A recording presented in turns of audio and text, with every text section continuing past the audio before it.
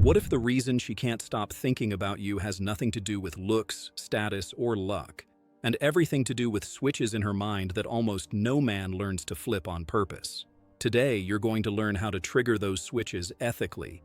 You're going to understand why certain men walk into a room and, without trying, become the center of her attention. Why a handful of sentences can live rent-free in her head for days. Why a single, grounded gesture can make her feel more than 100 flashy moves. You're going to learn the hidden psychology that makes her obsessed with you. Not obsessed in a toxic way, but fascinated, drawn in, emotionally invested, and proud to keep investing. If you've ever felt that you talk, try, and overgive while she stays lukewarm, that ends now.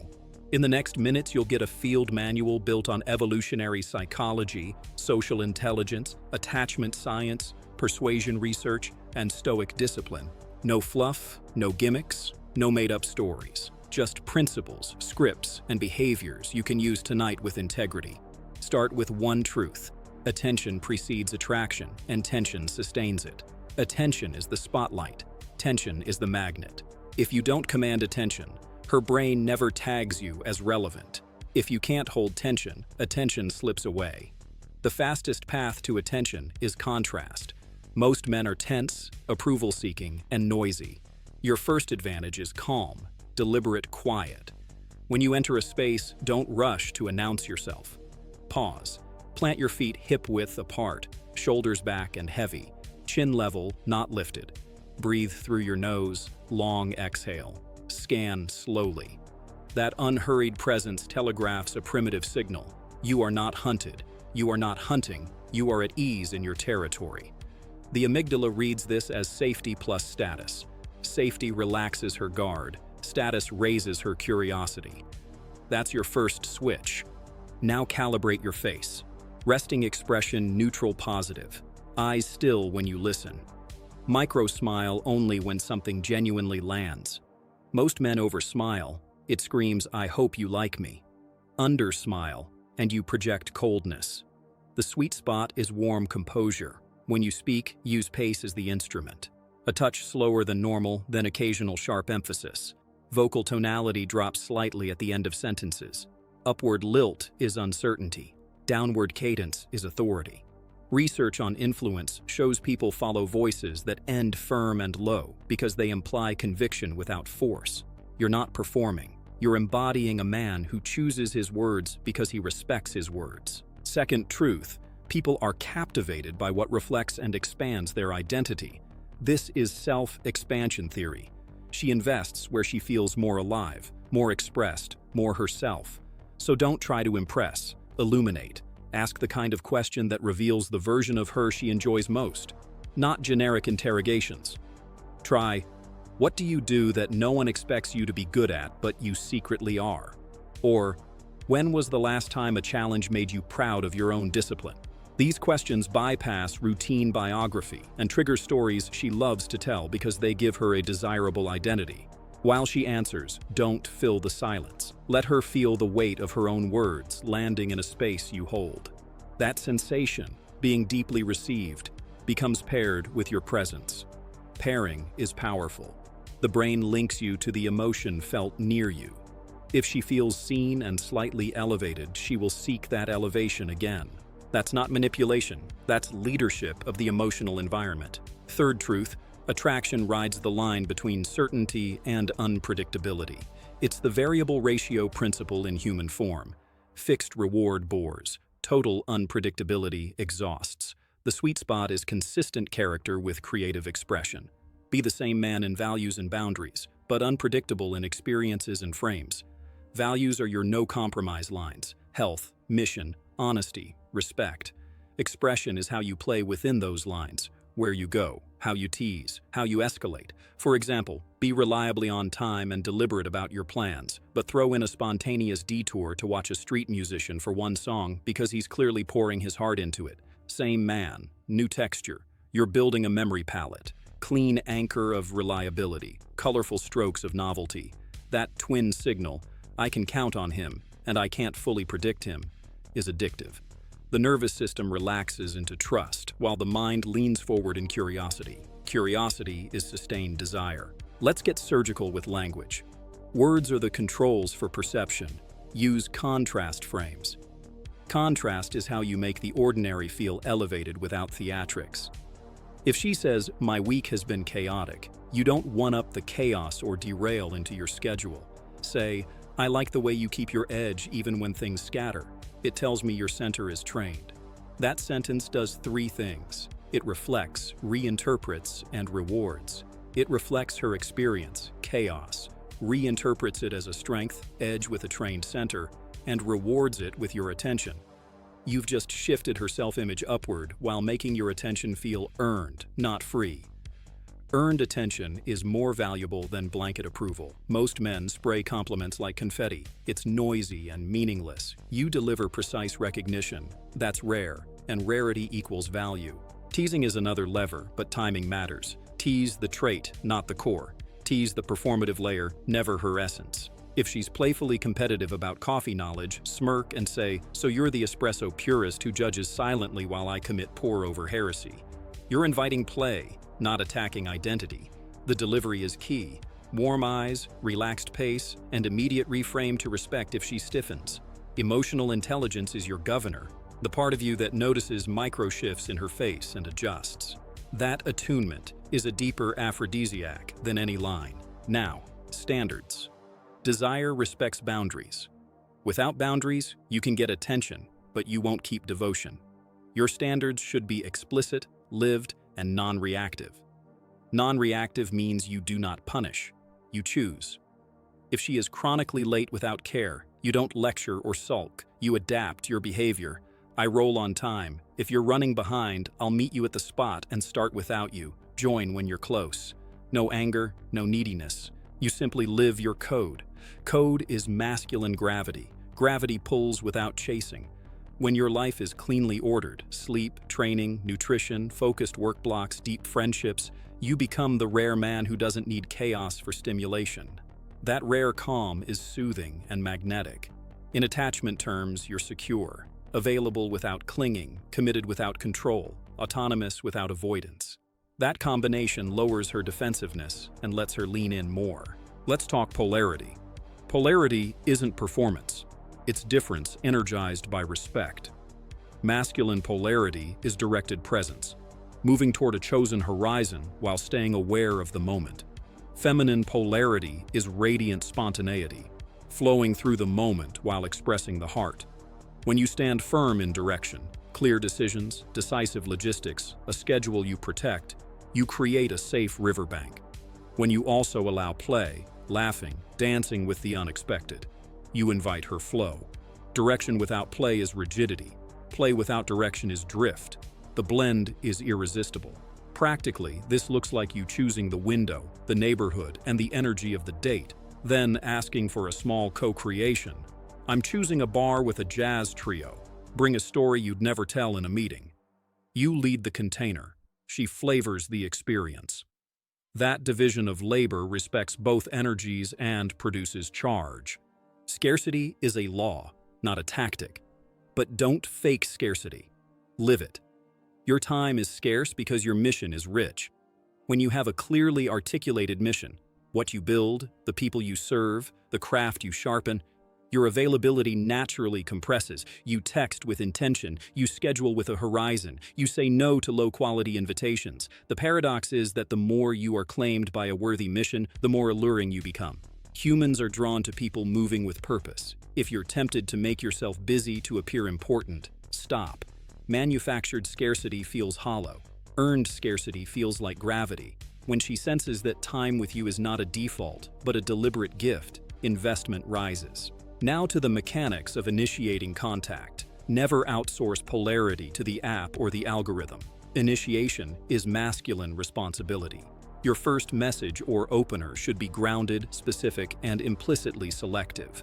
On a first encounter, try. You have the energy of someone who reads in cafes and forgets time. True or false? If she says true, you already have a thread. If she says false, you pivot. Then I read you wrong. What does steal time from you? Either way, you're inviting self-disclosure without prying. On text, use time boxing. 2 or 3 messages to establish vibe, then suggest logistics. Texting is a bridge. not a destination. The longer you linger, the more you dilute polarity with pixel banter. When you propose, be clean and concrete. Thursday 7, quiet wine bar, 1 hour. If it flows, we extend.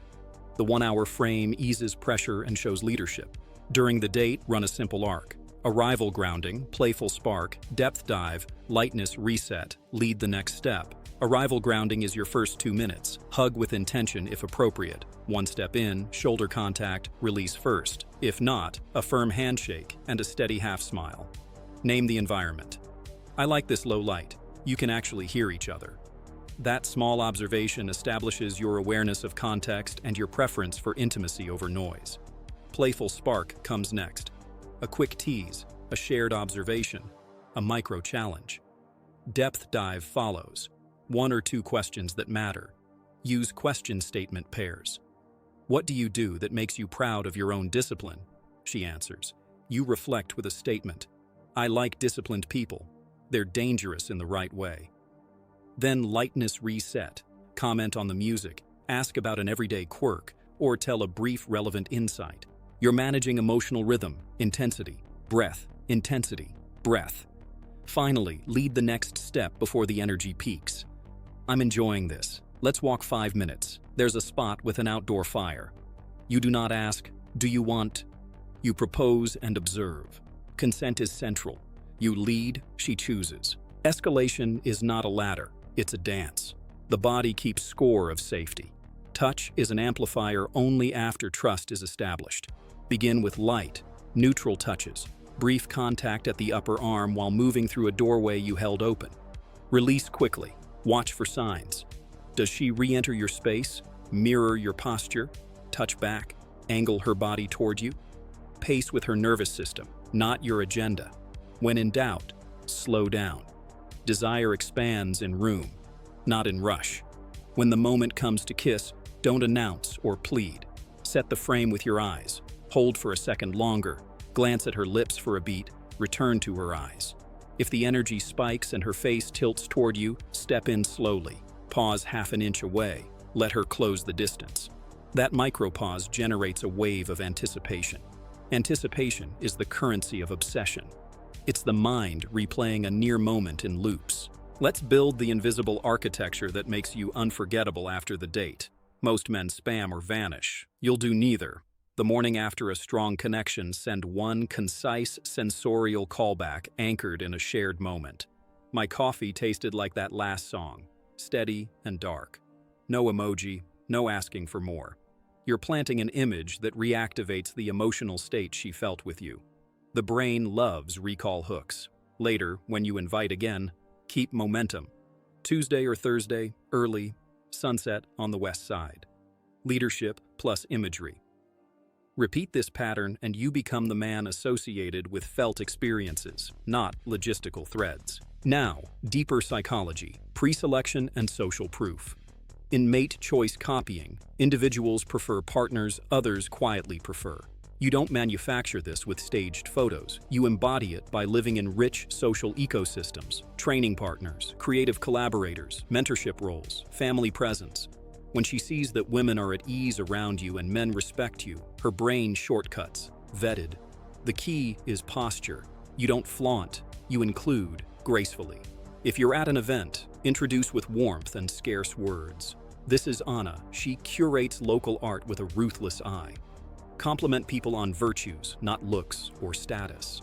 A man who recognizes virtues is read as discerning. Discerning men are rare. Rare men are memorable.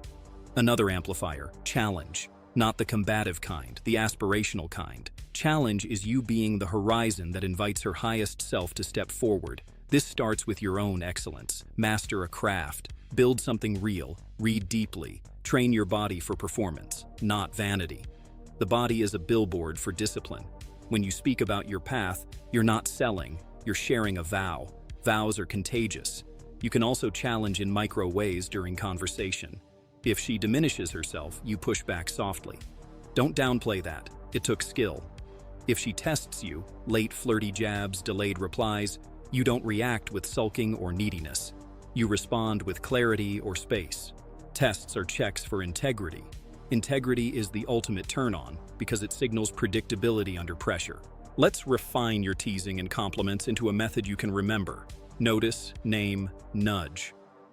Notice a specific micro-detail, the way she pronounces a word, the way she pinches the bridge of her nose when thinking, the habit of scanning exits because she's observant. Name it cleanly. You do this thing when you're deciding. You pinch here like you're pulling files from your mind. Nudge it into play. It's adorable. I'll know you're about to choose yes when that happens. This is light hypnotic tagging. You tag a behavior with a meaning that creates a positive loop. The next time she does the behavior, she thinks of you. The next time she thinks of you, she does the behavior. The loop tightens. Use this responsibly. Always tie tags to strengths or cute quirks, never insecurities. Text discipline is non-negotiable. Your phone use communicates your self-respect. Set windows for messaging. Don't drip responses all day. When you reply, be present. Keep it crisp, textured, and forward-moving. Avoid interview mode and meme storms. Use sensory language to evoke state. Instead of, "How's your day?" send, "I'm catching the smell of rain on hot pavement." Your kind of weather? Sensory lines bypass logic and hit the limbic brain where memory sticks. If she sends a low-effort, "Hey," you don't punish. You elevate with a prompt that requires investment. Give me one high and one low from today in 5 words each. She invests or she self-selects out. Either way, you don't carry the conversation like a pack mule. Indifference to outcome is a superpower, and stoicism is your training ground. Indifference doesn't mean you don't care. It means you refuse to be owned by what you cannot control. Control inputs, your preparation, your presence, your standards, your curiosity, your courage to lead, and your grace to release. Release outcomes, her mood, her history, her timing, her choices. When rejection appears, you don't collapse or chase. You compress your energy, review your process, and move with dignity. Paradoxically, the man who can walk away cleanly at any moment is the man a high-quality woman struggles to forget. You are not withholding, you're self-possessed. You don't punish with silence. You choose your silence as a statement of values.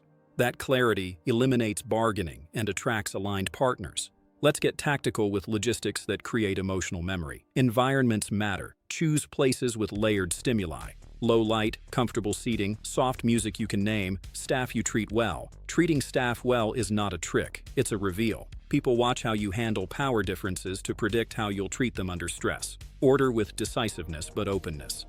I'm going to start with the Malbec. If you're curious, we can compare with a Pinot after. You're modeling confident choice plus collaborative curiosity. When you move between locations, walk half a step ahead, occasionally offering your hand to guide across a street or upstairs. No performative chivalry, just practical care. Practical care is hot because it fuses competence with attention. Body language is your silent monologue. Sit at a 45-degree angle, not directly opposite for the entire time. Angled bodies reduce defensiveness. Keep gestures slow and deliberate, fingers relaxed. Avoid fidgeting, it leaks anxiety. Mirror her posture subtly in the first minutes, then lead a change. Lean back, she leans back. You've established that your nervous systems are in rapport, and you can guide the rhythm. Eye contact should be held slightly longer when she speaks than when you speak. This communicates that you value her words and aren't auditioning. If she breaks eye contact downward with a smile, that's usually comfort. If sideways with a tight jaw, reduce intensity and add play. Now the frame of exclusivity without pressure. You never demand labels early, and you never hide your standards. If intimacy is exclusive for you, say so with spine and softness. When I'm physical, I'm exclusive.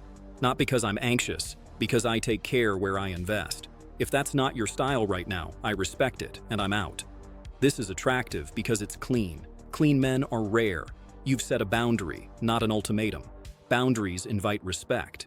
If she aligns, you continue with assurance. If she doesn't, you exit with grace. Either way, you don't linger in ambiguity. Ambiguity drains polarity. Let's upgrade how you handle tests. Tests surface when interest rises and trust is still forming. She may tease your outfit, delay replies, create small inconveniences, or push against your frame. You answer with one of 3 responses: humor, clarity, or space. Humor diffuses trivial jabs. Clarity addresses values conflicts. Space addresses pattern violations. Example of humor. She says, "Nice shirt. Did your mom pick it?" You grin. She tries. I let her win twice a year. Example of clarity. She's chronically late and dismissive. You say, "I value people who respect time. If being on time isn't your thing, we're misaligned." Example of space. Repeated low-effort communication after you've asked for a baseline. You slow contact without drama. Your energy says, "I reward alignment, not excuses." Now, the art of ending on an upward curve. Don't exhaust the high. When the vibe peaks, you leave a residue of wanting more. On a date, exit while the energy is still bright. "I'm going to call it here. I have a morning I protect." This was good. You hug with presence, hold for a beat longer than expected, release first. On text, you end a strong thread with a callback line, not a cling line. "I'm stealing that grin for my afternoon." You don't ask, "When can I see you?" in the same breath. You let the image linger. The next day, you propose. This rhythm, peak, pause, propose, creates a pulse in her mind. Pulses become habits, habits become attachment. Give your life a texture she can feel when you're not there. Texture is the combination of your rituals, your aesthetics, and your standards that makes you unmistakably you. Choose a scent that becomes your signature and wear it lightly. Keep your home set up for connection. Clean surfaces, warm lighting, a curated playlist, something tactile like a textured throw, tea you genuinely like. None of this is decoration for her. It's devotion to your own environment. Devotion to your environment signals self-respect, and self-respect sets the tone for how others treat you. Learn to narrate your inner world with masculine vulnerability. That doesn't mean oversharing. It means naming your state with ownership. "I'm excited and a little keyed up. I want to slow my pace to really hear you." Or, "I value directness, so I'll be direct. I'm attracted to you, and I'm not in a rush." Ownership is the antidote to games. When you speak this way, you model emotional leadership. Emotional leadership makes her feel safe to express and safe to relax. Relaxed people attach more deeply. Train your nervous system. This is the base of everything. Breath holds and long exhales to reset between stimuli.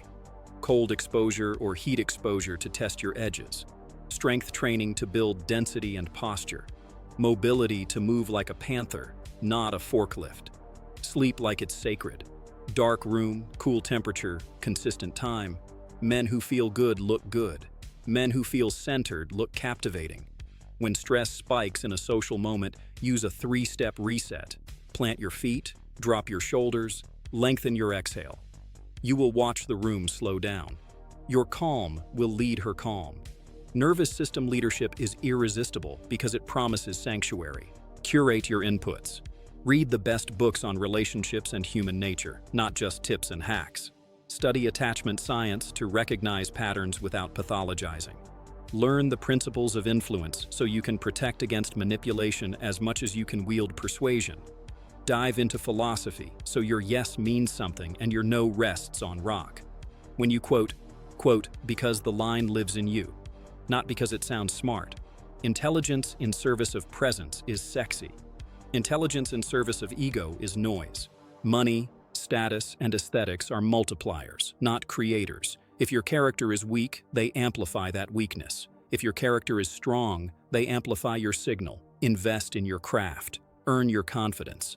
Buy fewer, better things. Wear clothes that fit your frame and context. Choose pieces that tell the story of function meeting taste. Your watch doesn't have to be expensive, it has to be purposeful. Your shoes don't have to be loud, they have to be clean. Order and discipline are quietly intoxicating. Let's engineer the follow-through that cements long-term captivation. Consistency beats intensity. Your consistency is not a cage, it's a rhythm she can dance with. If you see her weekly, keep that cadence unless life demands a shift. And when it does, communicate cleanly. Don't go missing and expect the spark to survive. Protect mystery without creating confusion. Mystery is what she learns organically over time because you live a layered life. Confusion is what she feels when you're inconsistent and avoidant.